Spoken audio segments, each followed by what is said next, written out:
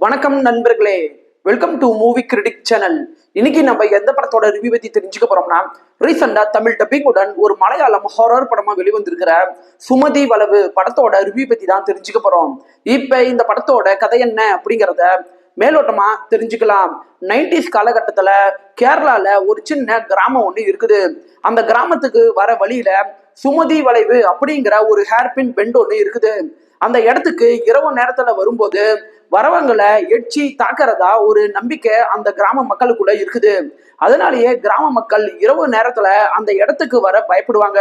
ஒரு நாள் ஹீரோவும் சில பேரும் சேர்ந்து ஒரு கர்ப்பிணி பெண் ஒருத்தங்களை ஹாஸ்பிட்டலுக்கு கூப்பிட்டுக்கிட்டு போகணும் அப்படின்னு இரவு நேரத்துல அந்த வளைவுக்கு வராங்க. இதுக்கப்புறம் என்னென்ன அமானுஷமான சம்பவங்கள் நடைபெறுது, கடைசியா ஹீரோவோட காதல் வாழ்க்கை கை கூடுனுச்சா இல்லையா அப்படின்னு சொல்றதுதான் படத்தோட மீதி கதையே. படத்தோட ஆரம்பத்திலேயே சின்ன ஒரு இன்ட்ரோ மூலமாகவும் எட்சி பத்திய கதைகள் மூலமாகவும் ஆடியன்ஸுக்கு படத்து மேல ஒரு ஆர்வத்தை இவங்க கொண்டுட்டு வந்துடுறாங்க.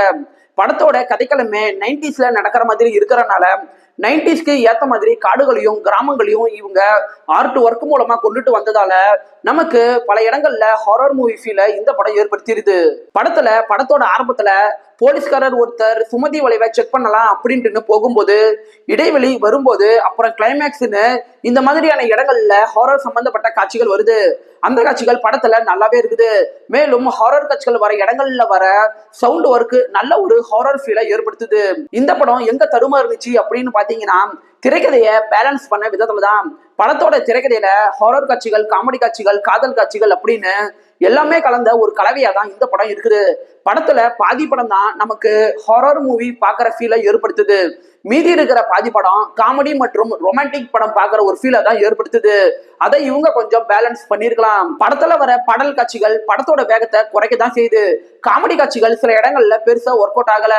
ஒரே வார்த்தையில சொல்லணும்னா இந்த படம் ஒரு ஆவரேஜான படம் தான். தமிழ் டப்பிங்ல இருக்கிறனால விருப்பப்படுறவங்க பாருங்க. படத்தை தாராளமா ஃபேமிலியோடய பார்க்கலாம். இந்த வீடியோ உங்களுக்கு பிடிச்சிருந்துச்சுன்னா லைக் பண்ணுங்க, சப்ஸ்கிரைப் பண்ணுங்க, ஷேர் பண்ணுங்க, மறக்காம பெல் பட்டன் நமக்கு மறந்துடாதீங்க. நாம வேற ஒரு வீடியோல சந்திக்கலாம். அது வரைக்கும் நன்றி, வணக்கம்.